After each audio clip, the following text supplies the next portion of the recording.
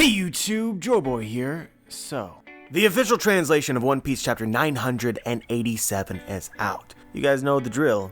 We do the video, we talk about the fan translation, and we compare it to the official translation. We note any difference, talk about literally anything at all, and then we round out the video with comments from you guys.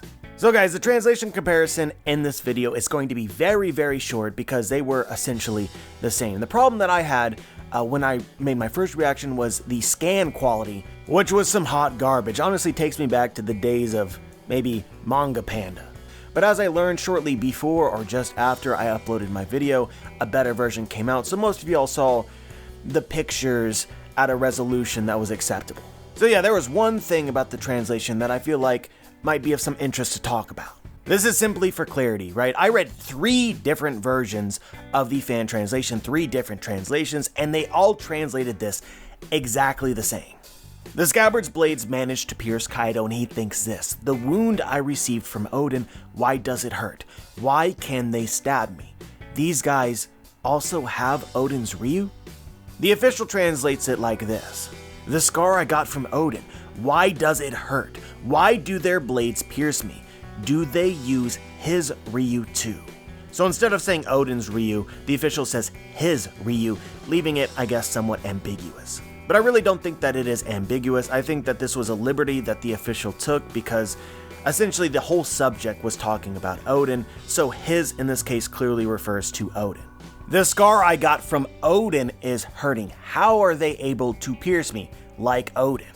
Do they use his Ryu, i.e. Oden's Ryu? I would also wager money that in the actual literal translation in Japanese, Oden's name is specifically said. I very much doubt 3 different fan translations would all use Oden if that name wasn't actually present in this panel. But it could be confusing, so I thought I'd address it. I feel like this is a good segue into the comments. Remember that haki is willpower. The scabbards are carrying Oden's will, that's why they were able to hurt Kaido. This seems to be an incredibly popular take after the chapter, and I think that for sure, to some degree, I agree.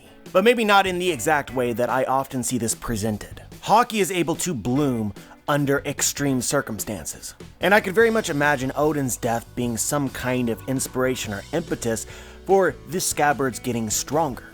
This is because your haki is related to your will. I imagine the stronger your will, the stronger your haki. It doesn't seem too controversial. Although you must keep in mind that haki is a technique. Luffy has had an incredible will since the beginning of the story and not been able to use haki. He had to learn how. So the scabbards filled with a desire for revenge for the death of their liege might be stronger, and thus now able to hurt Kaido. But it's important to clarify here that what's being strengthened is their physical manifestation of their will, which is called haki. Or in Wano, this is called Ryu. You can't simply injure Kaido by possessing Oden's will. That would be like suggesting that Momonosuke, who is also carrying Oden's will, would somehow be able to damage Kaido simply for that fact, despite the fact that he is not a warrior. So to simplify this as we have, maybe the scabbard's haki is stronger because of Oden's death. Now it is strong enough to be able to hurt him. But the actual thing that can hurt Kaido is a technique. A technique that these scabbards already possessed.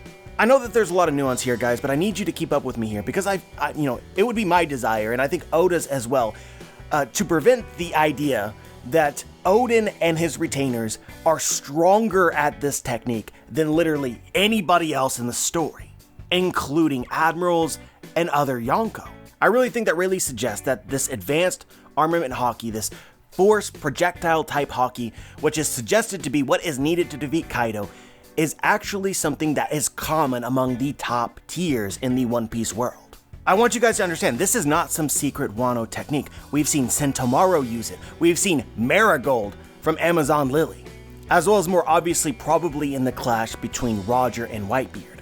Again, we're going to reiterate this. Oden is the only person who has ever damaged Kaido ever. He has been a pirate for a very long time. I think that we can presume pretty safely that Kaido has encountered and fought against other top tiers in the One Piece universe many times. We know for sure that Kaido has been captured multiple times, yet nobody was able to injure him.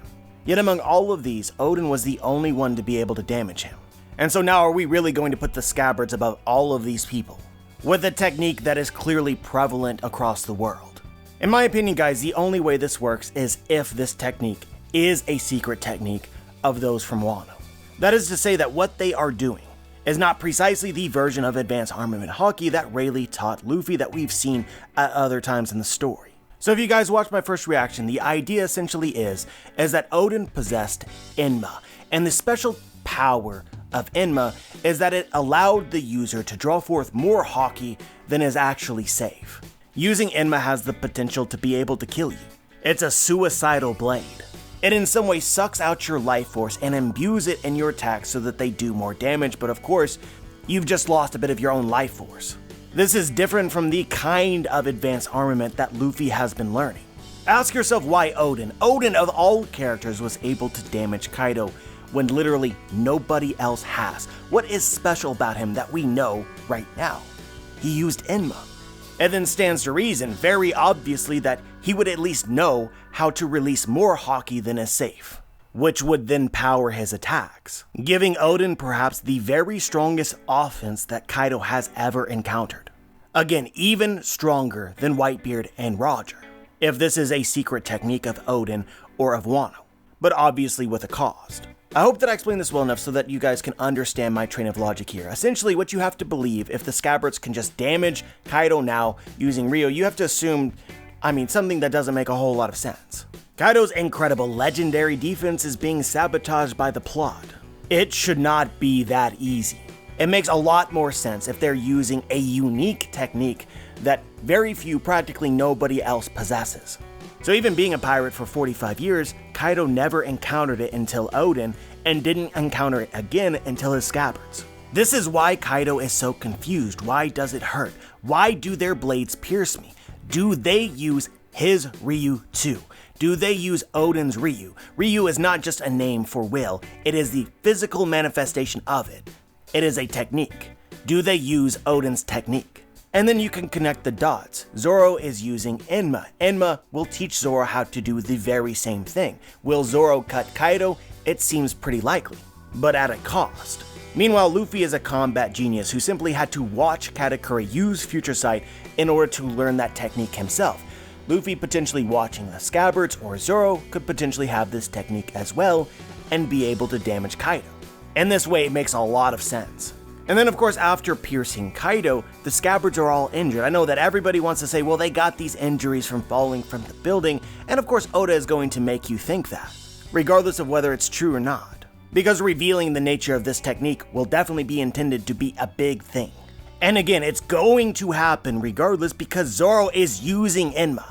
Zoro goes in to strike Kaido and it doesn't work. What do you think that he's going to do? Embrace the power of Enma, even if it is detrimental. And it also ramps up the stakes quite a bit as well.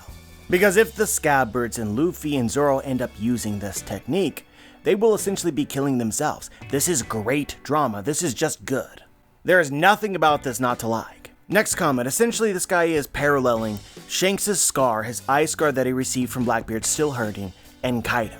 I wanted to include this comment, but this one was pretty difficult to read. He also brought up that Whitebeard had an injury that still ached. My memory isn't the best, but I don't remember this. If anybody does, then let me know. But anyway, focusing on Shanks' scar and Kaido's scar, I do think that something is definitely here, and there's an element of the story and how the powers work that we don't fully understand yet. Something like Blackbeard imbued a bit of his will or a bit of his haki within the scar as he injured Shanks. Like straight up guys, this would make Shanks something like a Horcrux from Harry Potter.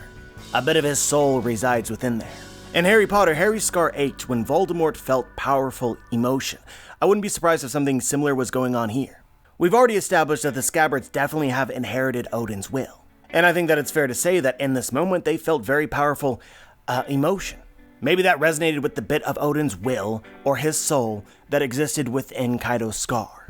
This would actually be a pretty good segue as well into the concept of imbuing objects or things with haki. It could even happen unintentionally as you injure your opponent.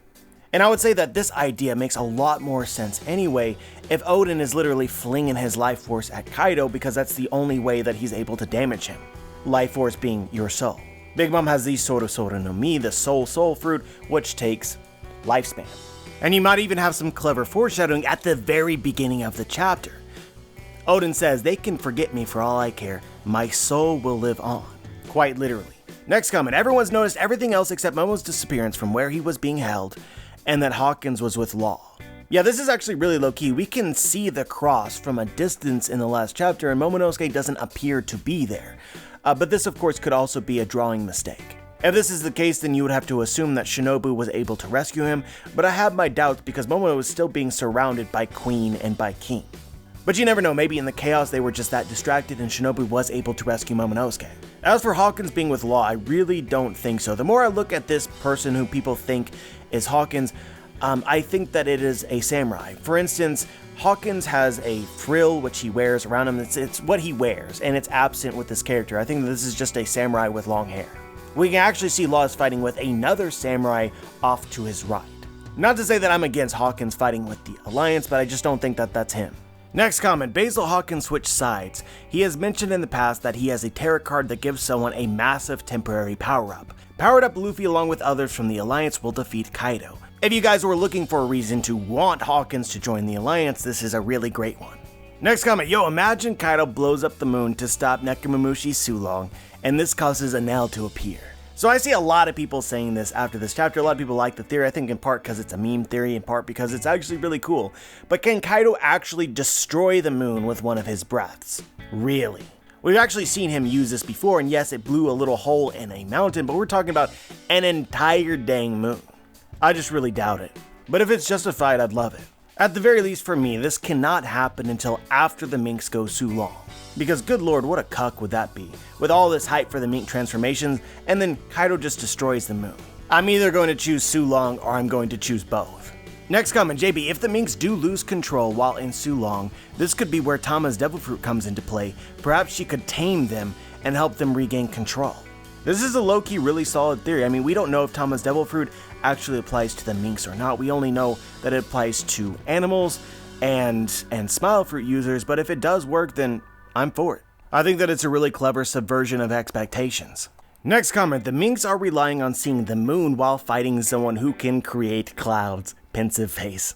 Now this seems so much more likely to me than destroying the moon. But at the same time, this is so much more counterable than destroying the moon. If you destroy the moon, then they just can't go Sulong. But if you create clouds, there may be some ability which can counteract that. An idea that I've already seen is, for instance, Nami, who has various abilities to influence the weather, could do something against Kaido, do something in this fight so that the Minks can see the moon.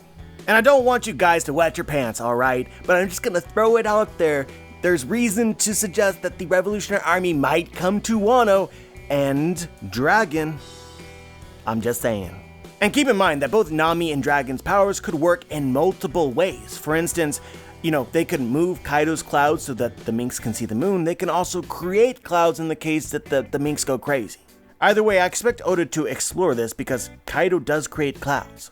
Next comment, what happened to the next chapter? So it was confirmed by somebody familiar with the editor himself that the editor was referring to chapter 986. The moment with Momonosuke and the scabbards made him cry. Next comment, I really like this chapter, lots of hype moments. Whoever said Big Mom was going to kill Perospero was probably correct. It looks like Marco was able to convince him to join forces with them against Kaido for the time being. Yeah, it seems pretty likely to me as well. Now, I might be biased because I was one of the people that said this before. It seems very obvious after this last chapter that Marco is not fighting Perospero. Marco and Perospero came together in order to fight Kaido, which is what Perospero said beforehand is what he wanted to do, regardless of what Big Mom's intention was. So then there's one of two things that could happen after this moment. Big Mom intends to betray Kaido and is not going to hurt Perospero. Number two, Big Mom does not intend to betray Kaido yet. Perospero is doing his own thing, not following her orders, and so she may attack him. I personally vote for the latter. Next comment, everyone's forgetting that Big Mom's the wild card. She has those uncontrollable urges that can create havoc in an instant. If Big Mom goes nuts in a place like Wano, normal expectations are out the window. I'm gonna be honest guys, there is some setup for Big Mom potentially raging. Before the festival, they brought up the Oshiruko, and I think it's clear enough that Big Mom has not eaten any, so at some point during this, she might crave it. I also think that her rages are at least somewhat determined by expectation. Like, she wouldn't rage normally, but at the moment that Kaido is like, oh, okay, let's have a giant party where you get to eat all of these sweets and such, Big Mom begins to start craving it, expecting it, and if we have an all-out battle here, that could lead to a rage. Big Mom would lose her patience. For my agenda's sake, I really, really hope that this would happen. You guys know that I believe in Big Mom Pirates and Big Mom as allies, but for this to make the most sense to me would be exploring it through Big Mom's rage and her relationship with her family. So I see a lot of people generally saying, well, Big Mom is going to betray Kaido and then ally with the Straw Hats so that the Straw Hats do not have to defeat 2 Yonko in this arc. If it happens without these kinds of things happening first, I don't know how convinced I will be in it. But you guys know how prone I am to overthinking anyway, so maybe that's the case. Just not a fan of Big Mom allying without addressing these other things. She rages and this is a completely different ballgame. As just an idea, ignoring what the story is actually telling me as just an idea, this makes an absurd amount of sense to me. Next comment, I think Joy Boy just loves being a contrarian. It's true. I mean, here's the facts, guys, right? The best moments in the story that have the most reward go against the grain. If One Piece was just endlessly, everything happened exactly like you would think that it would happen, it would be very boring. So in this way, I probably predict plot twists too often. But these are just the moments in the story that I'm looking forward to. If you're trying to predict a plot twist, you've got to go against what the story is actually telling you, or what it wants to convince you of. I try my best. And so here we have the final comment. Kaido remarks the pirates and their betrayal could be a part of the God Valley incident. I mean, I highly doubt that Garp and Roger took down all of the Rock's crew solo. It could be that Whitebeard betrayed him, and a member such as Shiki ran away instead of backing him. Maybe I'm reaching. Honestly, dude, I don't think that you're reaching at all. This is 100% my headcanon right now. Kaido is speaking from experience. When it looked like Zebek was going to lose, do you think that Shiki ran away? Absolutely. Does it make sense for someone like a Whitebeard or Big Mom to betray Zebek? Absolutely. Until proven otherwise, I believe this. But yeah, guys, that is what I had to say today. As always, I'm curious as to what you guys think. Share your thoughts in the comment section below. Like the video if you liked the video, dislike the video if you disliked the video, subscribe if you want to be notified for my future content, and as always guys, have a wonderful day.